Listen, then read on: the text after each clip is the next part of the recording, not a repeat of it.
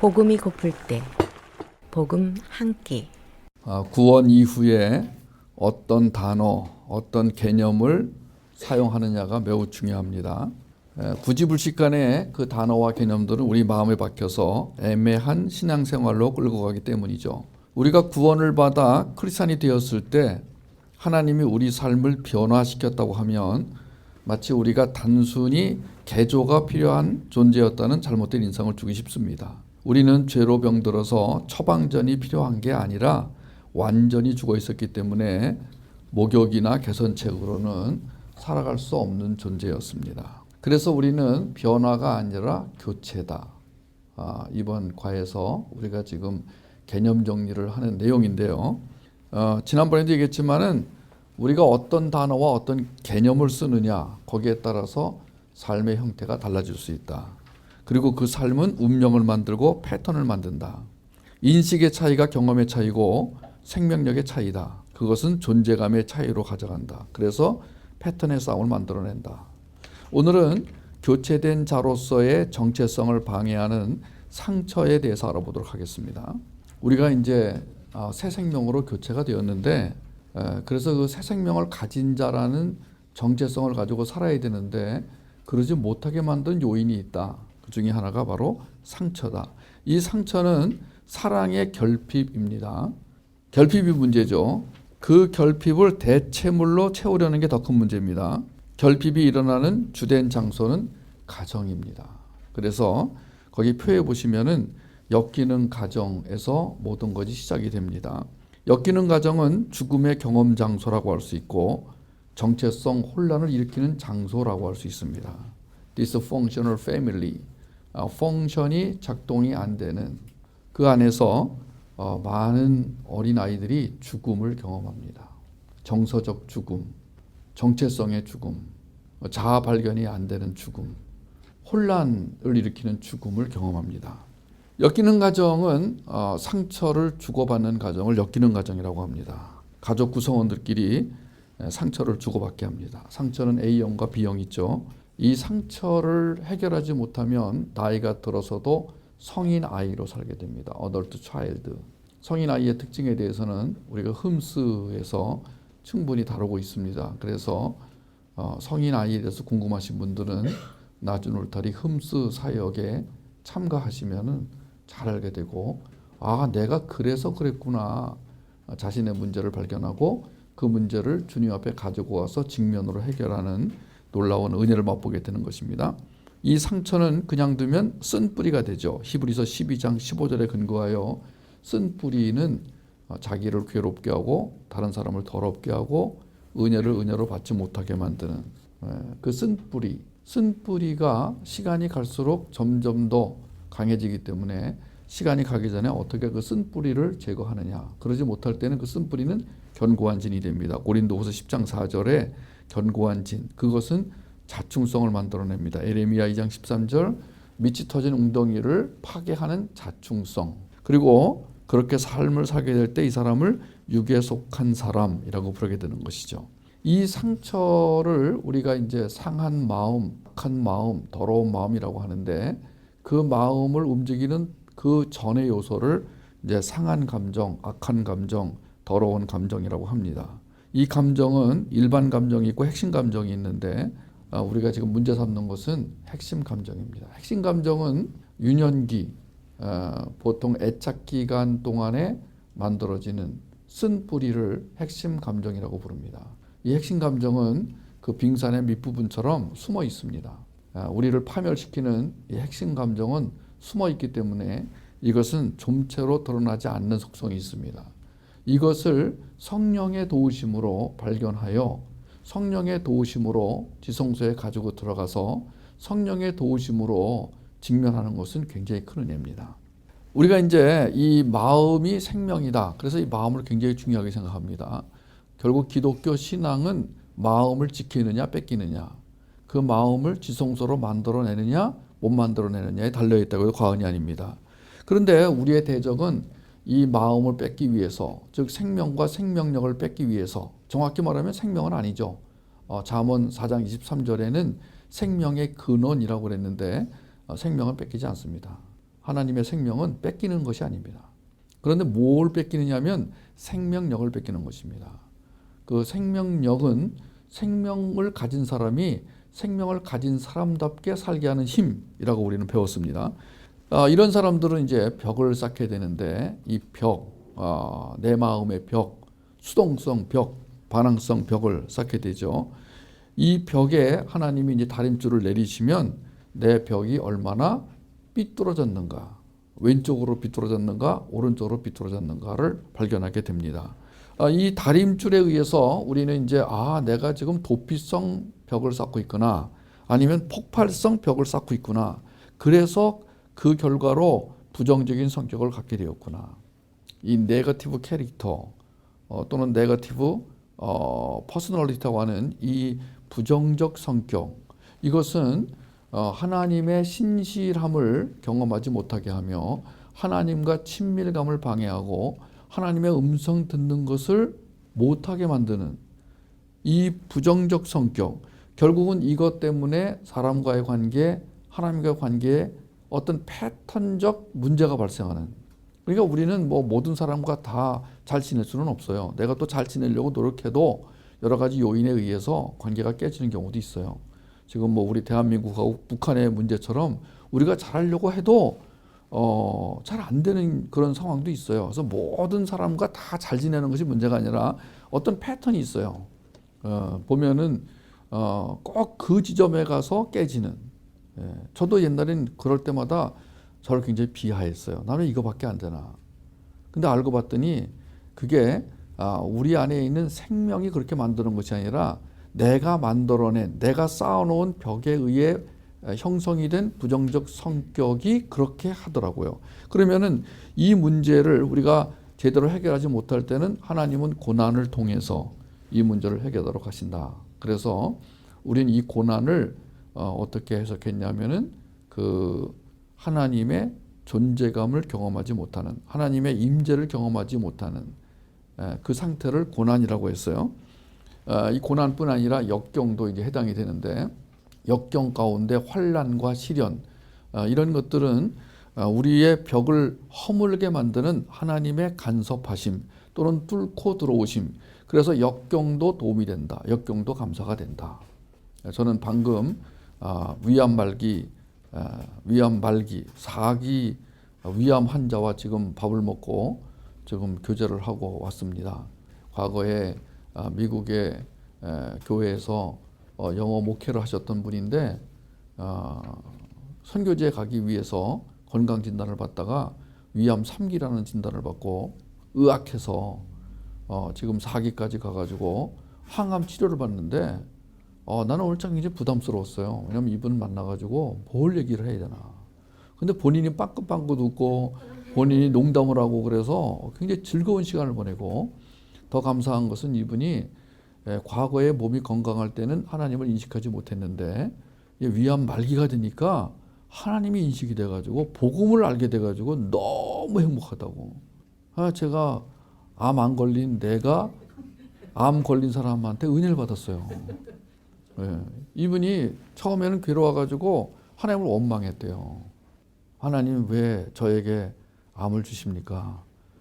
이 암을 주신 이유가 하나님 사랑하시기 때문이죠. 그랬더니 하나님이 그렇게 말씀하셨대요. 그러셨대요. 참 오늘 들은 말 중에서 굉장히 참 가장 센스 있는 유머였는데, 저는 우리가 그러니까 말하자면 이분이 오늘 누누이 말한 게 그거예요. 내가 하나님을 몰랐을 때 마르다로 살았다. 이분이 정말 그 경상도 우직한 그 불도저 같은 그런 분이세요. 근데 이분이 막 밀고 나가는 그런 형이신데, 그렇게 열심히 살 때 이분은 하나님을 깊이 못 느꼈다는 거예요. 경험하지 못했다는 거예요. 왜 그럴까요? 우리 안에 어떤 벽이 있고 패턴이 있다는 거예요. 이분도 오늘 패턴이란 말을 여러 번 쓰시던데, 그러니까 하나님은 이 벽을 무너뜨리기 위해서 고난이라는 도구를 사용하신다. 그래서 그 벽이 무너지게 한 다음에 하나님을 인식하게 하신다. 그러니까 사실 제가 참 경험하는 것은 그겁니다. 하나님이 우리에게 이제 가정을 다 주셨어요. 여러분, 우리 모두 다 이제 가정이 있었기 때문에 우리 태어났고, 그 가정에서 미우나 고우나 양육을 받았고, 가정을 통해서 지금까지 왔잖아요. 저 같은 경우는 너무 일찍 친부모 곁을 떠나야 되는 아픔도 겪었지만, 어쨌든 태어나서 잠깐이라도 가정을 경험했어요.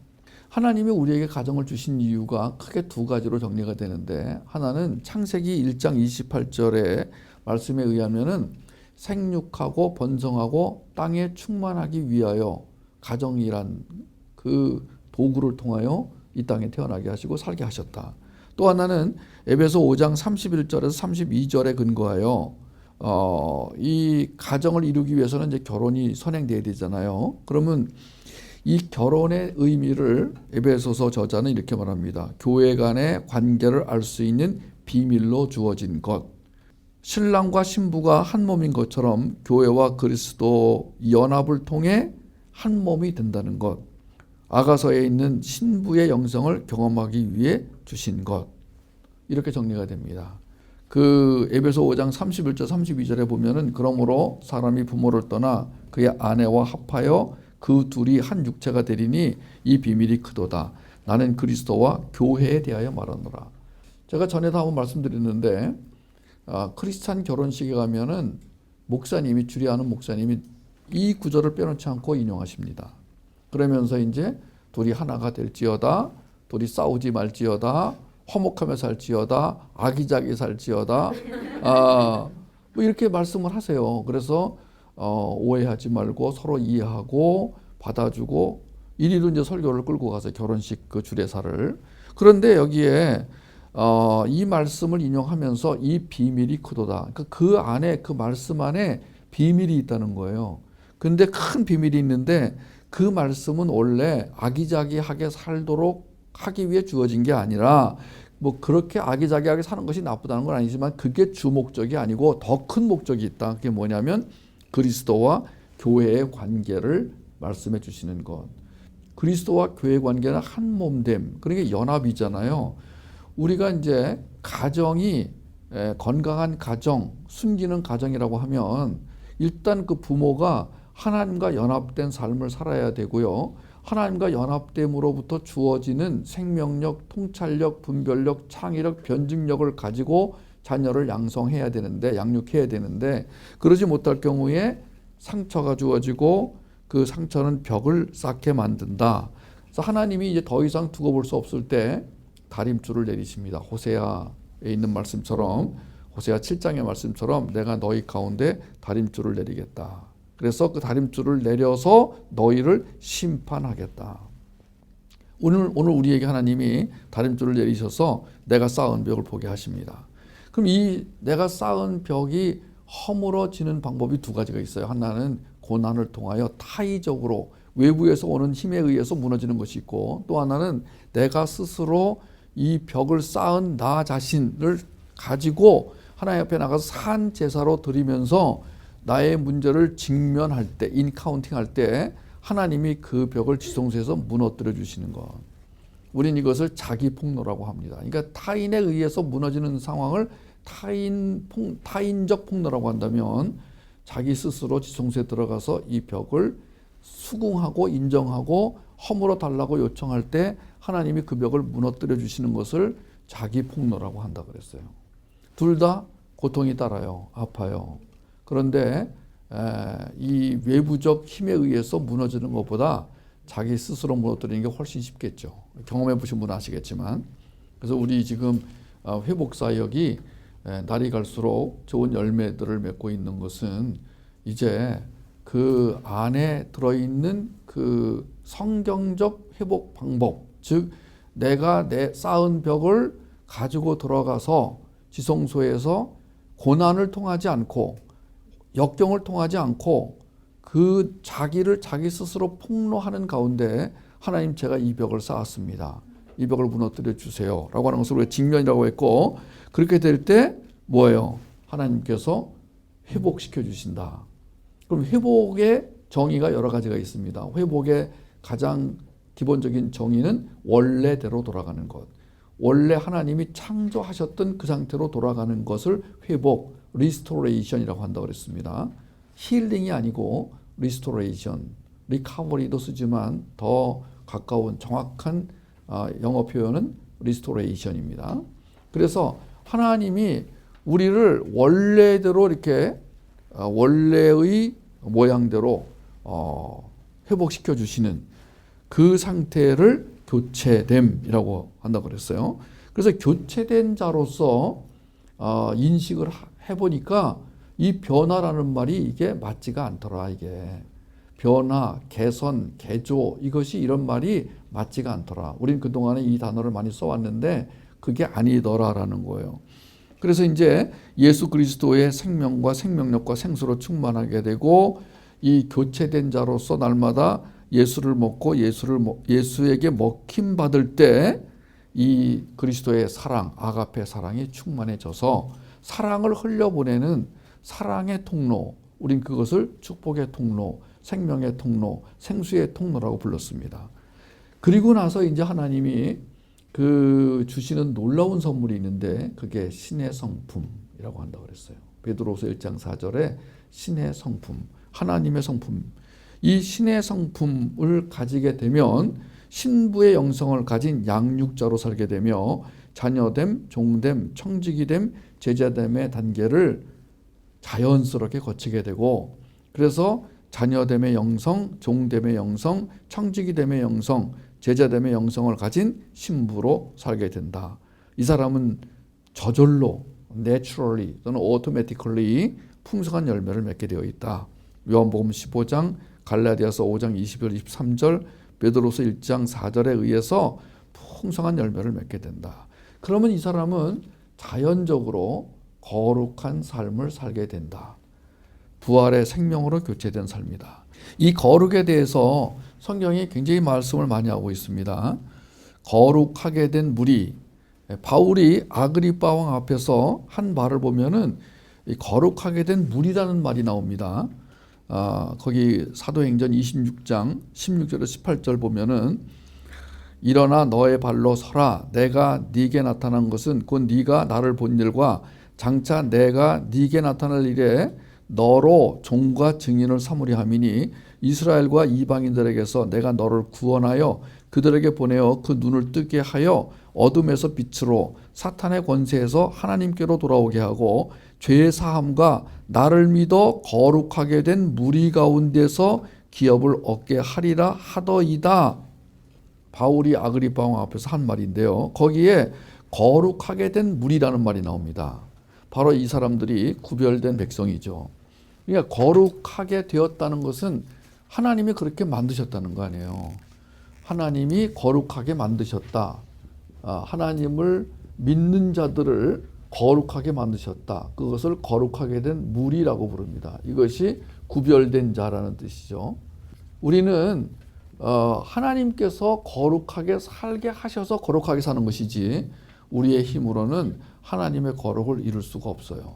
여기서부터 이제 엮이는 과정에서부터 문제가 풀리면서 이런 자가 되는데 이것이 역사 속에서는 이렇게 진행돼가는 방향으로 이렇게 나타납니다. 그래서 역사 속에서는 개선되고 변화되는 과정으로 자라감의 과정으로 나타납니다. 그런데 묵시 속에 들어가 봤더니 이미 묵시 속에서는 거룩하게 되어 있더라. 그래서 역사 속에서만 자신을 보지 말고 묵시 속에서 바라보는 자신을 완성체로 보고 이 역사 속에서 이 묵시 속에서 완성된 자기 모습을 자기 정체성으로 삼는 것이 옳다. 그 얘기예요, 지금. 그러니까 이 거룩이 우리 삶의 궁극적인 목표잖아요. 우리가 이 땅에 온 목표는 거룩한 백성으로 사는 연습을 하러 온 거잖아요. 훈련을 받으러 온 거잖아요. 그래서 우리는 이제 완전히 거룩한 자가 되어 영생을 살게 되는 거잖아요. 그게 천국 생활이잖아요. 그 다음에 그렇게 거룩하게 사는 사람들의 삶을 통해 하나님은 당신의 통치 영역을 넓혀 가신다. 그게 하나님 나라 개념이다 그랬어요. 이사야서 13장 3절에 보면은 내가 거룩하게 구별한 자들에게 명령하겠다 그랬어요. 보세요. 지금 거룩하게 된 무리 여기 되었다. 비잉이죠. 그러니까 이 비동사는 존재를 나타낸다고 그랬어요. 근데 보통 우리는 어떻게 생각하냐면 두 동사를 써가지고 무엇을 해야 하는 존재로 자신을 정의합니다. 그게 이제 아까 우리 데이빗 권 목사님이 말한 마르다. 자신은 평생 동안 마르다로 살았더라. 암 걸리고 나서 보니까 내가 이제야 보이더라 그게. 예, 암 사기인데도 이렇게 복음으로 사는 모습이 너무 좋아가지고 막 수십 년 동안 사역한 베테랑들이 이 목사님을 찾아온다는 거예요. 그러니까 이분에게는 지금 암 걸린 게 축복인 거예요. 나는 별로 안 찾아오잖아요. 나는 지금 암 안 걸리고 피부생 뽀얗고 지금 뭐 건강하고 지금 나는 거의 해마다 건강진단 받는데 뭐 약간의 고혈압과 뭐 약간의 체지방이에요. 그다음에 이제 지방간. 예, 그래서 의사가 반말로 운동 안 해? 운동 안 할 거야? 그래서 반말하는 게 싫어가지고 지금 운동하고 있는데 겨울이라서 이제 좀 덜하게 되는데요. 어쨌든 부산 내려가면 혼자서 막 나가서 그냥 뭐 합니다. 하여튼 그랬더니만 조금 뱃살이 빠졌어요. 근데 문제는 뭐냐? 그분만큼 내가 은혜가 안 되는 거예요. 얼굴이 뽀얗고 살이 오르고 이런 모습은 은혜가 안 되는 거예요. 아까 그분 얼굴 본 사람 있죠? 나 깜짝 놀랐어요. 얼굴이 시커멓고 머리 다 빠지고 근데 정말 내가 항암 치료 언제까지 받아야 되냐 그랬더니 죽을 때까지 받아야 된대요. 와. 그럼 항암 치료 받다가 이제 이기지 못하면 죽는 거라는 거예요. 근데 그런 말을 그냥 쉽게 하는 거야 그냥. 더 놀라운 건 그분 부인이 오늘 같이 왔는데 부인이 더 명랑해. 보통 그렇게 되면 부인이 뭐 조금만 하면 콧물 흘리면서 이럴 줄 몰랐어요. 우리 애 3명을 어떻게 키우라고요? 뭐 이렇게 나와야 되잖아요. 그러니까 저는 이게 맞다. 이게 정상적이다. 뭐냐? 하나님은 하나님이 누구신지를 보여주시고 그 다음에 우리의 존재를 알게 하시기 위해서 뭘 쓰신다? 고난을 쓰신다. 이 고난에는 뭐예요? 하나님의 임재가 경험이 안 되는 고난이 있어요. 하나님의 얼굴을 숨기셔 이렇게. 아가서 5장에 나오는 술람미 여자가 경험한 것처럼. 그리고 역경, 환난. 그냥 말하자면 주변의 여러 가지 상황 때문에 겪는 거. 그 다음에 시련, 단련, 연단 이런 과정을 통해서 하나님이 나의 존재가 무엇인지를 그리고 내가 이걸 보게 하시는 거예요. 묵시 속에서 완성된 자신의 모습을 보게 하시는 거예요. 그게 된이라는 단어거든요. 그런데 여기 지금 읽은 이사야 말씀 보니까 내가 거룩하게 했다. 분명히 나오잖아요. 하나님이 거룩하게 하셨대잖아요. 그죠? 그 다음에 고린도전서 4장 7절에 보면은 누가 너를 남달리 구별하였느냐 이런 말이 나와요. 역대하 29장 33절에 보면은 구별하여 드린 소가 600마리요 양이 3,000마리라. 그러니까 우리가 지난번에 공부했지만 하나님 앞에 제물로 드릴 때 그 하나님께 드려지는 제물은 구별하여 드리는 제물이어야 된다 그랬죠. 그 구별했다는 것은 언제부터 구별하느냐? 처음부터 이 짐승이 태어날 때부터 구별해 놓는 거예요. 그리고 구별해서 키우고 구별해서 드리는 거예요. 그러니까 우리가 예수를 믿고 거듭나는 순간부터 자각하는 것은 뭐야? 내가 구별된 자였구나를 자각해야 되는데 많은 사람이 그 자각을 못 해요. 예수를 믿고 살면서도 내가 거룩한 자인지 안 거룩한 자인지 내가 구별된 것인지 아닌지 몰라요. 그래서 자꾸만 자기를 죄인이라고 부르는 거야. 저 같은 죄인이, 나 같은 죄인이, 우리 같은 죄인이 이렇게 계속 죄인으로 하면서 자기를 비하하는 거야. 근데 하나님은 너 죄인 아니야. 거기 그림 있잖아요. 일어나거라. 너 이제 무죄야. 거기 그림 있잖아요. 저 그림이 약간 후지긴 했지만 그래도 좀 잘 그려서 넣으세요. 선이. 예쁘게 그려 넣으세요 이거. 실력 있으면서 왜 그렇게 어디서 후진 것 갖다 놔가지고 그림이 후지면은 다 후져 보여. 일어나거라. 너는 이제 무죄다. 맞잖아요, 그죠? 누가 그러시는 거야? 예수님이 무죄라고 그랬는데 왜 자꾸 자기가 유죄라고 그러는 거야? 아니에요, 전 유죄예요. 너 무죄라니까 아니에요, 유죄예요. 야 임마 무죄야 임마. 그런 말 하지 마세요. 나 죽을 거예요. 이러는 거야 지금. 그러니까 우리는 엮이는 가정 출신들이에요. 왜냐하면 내가 공부해 보니까 이 세상에 엮이는 가정이 아닌 가정이 없어요. 예. 결손 가정이 아니더라도 다 엮이는 가정이에요. 정도의 차이는 약간씩 있지만 다 엮이는 가정이에요. 내가 다음 주에 이제 경성대학 마지막 강의인데 이번 학기 이제 15주 강의를 마치게 되는데 마지막 강의가 이제 그 흠스에 나오는 그 베토벤 14분 48초를 보여주는 거예요. 여기 제가 영상 강의를 잘라가지고 애들이 지난 학기에도 보여줬으면 놀래더구만요. 왜냐면 사인을 미리 해가지고 우리 교목실에 있는 그 장로님 보고 자 내가 올라가면 불을 끄세요. 그러면 이제 애들이 와서 이제 수업하려고 앉아 있잖아요. 근데 그 방이 이제 굉장히 잘 만들어진 방이에요. 시청각질로 잘 만들어졌어요. 그러면 내가 딱 올라가면 장로님 뒤에서 불을 탁 꺼. 그럼 애들이 놀랄 거 아니에요. 그러면 이제 쫙 하면서 이제 그 이글레시아 호시오 이글레시아인가 그분의 노래 한이의 송가가 나오면서 이제 그 베토벤 그 강의가 나오거든요. 그러면서 이제 쭉 강의가 진행돼 가지고 이제 마지막에 어디서 잘랐냐면 이제 회복이 필요합니다로 이제 끝내고 그 다음에 흠수로 오십시오는 안 되잖아 이제. 그러니까 회복이 필요합니다. 14분 48초 거기까지 딱 끊고 그 다음에 이제 자동적으로 이제 PPT가 넘어가면서 그동안 한 학기 동안 고생했습니다. 예수님의 생명 안에서 회복을 누리는 은혜가 있길 바랍니다. 안녕히 가십시오. 샬롬 하고 불이 딱 켜지면 애들이 이제 나가는 거야 이제 이렇게. 원래는 이제 수업이 더 길어야 되는데 마지막 시간이라 교목실에서 짧게 끝내주라. 그래서 이제 제가 20분 안에 끝내려고 이제 한 거예요. 애들이 젊은 애들이 와가지고 보통 수업 시간에 자거나 막 그러는데 그렇게 영상을 통해서 음악과 함께 이걸 틀어주니까 애들이 거의 다 잘 듣더라고요. 보통은 이제 뭐 자거나 뭐 장난하거나 스마트폰 만지면은 그 교목실에 있는 그 선생님이 지나가면서 경고를 딱 찍어. 그럼 걔는 이제 점수가 깎이는 거야. 그럼 나는 마음이 안 좋아.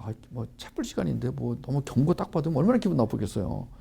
그런데 다행히도 내 수업에는 좋은 애들이 거의 없고 지난 학기에도 여학생 한 명이 팔로우 받겠다 그래가지고 우리 부산의 양소영 자매가 잘 양육해서 1년 동안 양육해가지고 리얼 크리스천이 됐어요. 근데 이번에도 딱 한 명이 팔로우 받겠다고 한 명이 나왔어요. 240명 중에 한 명이 나왔어요. 그렇게 그만큼 저는 그래요. 하나님을 만나는 사람이 뭐 아무리 뭐 설교를 잘해서 뭐 사람들이 뭐 어떤 설교자는 뭐 10명, 20명을 막 일으키고 막 그냥 막 안수를 하고 그랬다는데 저는 뭐 작년에도 한 명, 이번에도 한 명. 근데 그 한 명 때문에 내가 사실은 한 학기 동안 가서 강의를 한 것이 아닌가, 채플 강의를 했는데 어쨌든 이 구별됨, 하나님께서 선택하여 구별한 사람을 거룩한 백성으로 살게 하시려고 오늘도 나의 삶에 뚫고 들어와 간섭하시면서 음성을 들려주시는데 하나님의 음성을 제일 정확히 잘 들을 수 있는 게 복음이에요. 그 복음은 성경 66권 안에 숨겨진 계시의 말씀이에요.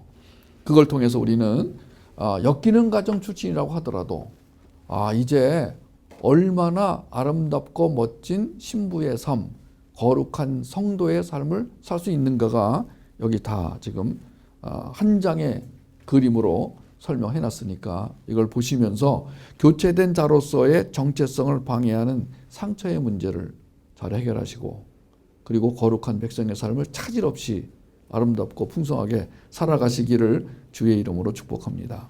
거듭나기 전 우리는 병들어 있었던 게 아니라 죽어 있었다. 죽은 자에게 해줄 수 있는 건 아무것도 없다. 물론 목욕을 시키고 옷을 깨끗이 입혀서 그를 살아있는 것처럼 보이게 할 수는 있다. 그래도 그가 죽었다는 사실은 변하지 않는다. 그죠? 미국에 가면은 참 특이한 게 이 묘지가 동네에 있어요. 미국은 공동묘지가 동네에 있어요. 제일 좋은 동네 자리에 있어요. 동네에서도. 피너럴 그 저기 왜 장례식장이 그냥 동네에 있어요. 그냥 이거 뭐예요? 동네 사람들 사는 거기에 그냥 있어요. 근데 거기에서 난 안 들어가 봤지만 영화에 보면은 죽은 사람을 데려가서 거기서 깨끗이 씻기고 그리고 화장을 하고 그래서 그 사람을 관에다가 눕혀가지고 관을 들고 나와서 관뚜껑을 열어놔 이렇게. 우리의 장례식하고 달라요. 우리는 막 죽자마자 그냥 막 근데 이렇게 미국 영화에 보면은 시체를 화장을 해가지고 넣으면은요, 막 거기 시체에 뽀뽀도 하고 그러잖아요. 우리는 막 그렇게 뭐 이렇게 싼 거 가서 뭐 뽀뽀하고 싶겠어요? 친해도? 그런데 그 사람들은 그렇게 해놓거든요. 그러면 자, 죽었어요. 근데 살아있는 것 같아. 진짜로. 그래서 이 살아있는 것처럼 보이게 할 수는 있지만 죽었다는 사실은 변하지 않잖아요. 그죠? 그러면은 그 죽은 시체에게 변화되라, 개조해라, 개선되라 말해봐야 소용없잖아요. 좀 잘해봐라 이런 게 뭐 소용없잖아요. 이 죽은 자에게 필요한 것은 단 하나. 뭐라고요? 부활의 생명이죠. 이 부활의 생명, 이것은 변화된 생명이 아니라 교체된 생명입니다. 갈라디아 2장 22절. 그죠? 이제 내가 그리스도와 함께 십자가에서 죽었다. 이제 내가 사는 것은 나를 위하여 나를 사랑하사 나를 위하여 죽으신 하나님의 사랑 안에서 사는 것이라. 죽었다. 완전히 난 죽었다. 그런데 주님과 함께 살아났다. 근데 살아났는데 이게 내 생명이 아니구나. 이게 재창조가 됐는데 이게 내 생명이 아니구나. 이게 뭐냐? 하나님의 생명이다. 이사야 40장 31절에 오직 여호와를 앙망하는 자는 새 힘을 얻으리니에서 얻는다. 이 말은 히브리어로 교체 또는 대체라고 배웠죠. 그러니까 여호와를 앙망하는 자는 새 힘을 얻는다. 이 말은 그 밑에도 나오지만 밑에 다시 설명하겠습니다만은요. 새 힘을 가진 자로 교체된다. 그러니까 여호와를 앙망하는 자는 새 힘을 얻는다. 이거보다 더 좋은 표현은 새 힘을 가진 자로 교체된다. 이런 뜻이에요. 난 이 말이 더 좋은 게, 자, 새 힘을 얻는다. 그러면 내가 얻을 수도 있고, 나라는 주체가 항상 이게 말썽이에요. 나라는 주체가 이게 이제 내 인생의 주체가 될 때, 그때 나는 하나님의 역사를 방해하는 요인으로 작용하기가 쉬워요. 그것을 우리는 자충성이라고 한다 그랬어요. 그런데 내가 십자가에서 죽었어요. 그리고 하나님이 새로운 생명을 주셨는데 그 새로운 생명으로 교체된 자는 독수리의 날아오름 같이, 그러니까 독수리의 날아오름 같이 날아오르는 그런 생명을 가진 자로 교체된다. 새 힘을 얻으리니 보다 더 좋은 것은 그 새 힘 가진 자로 교체되리니, 이렇게 설명하는 것이 더 가깝다. 원어에 가깝다. 이제 그런 뜻이에요.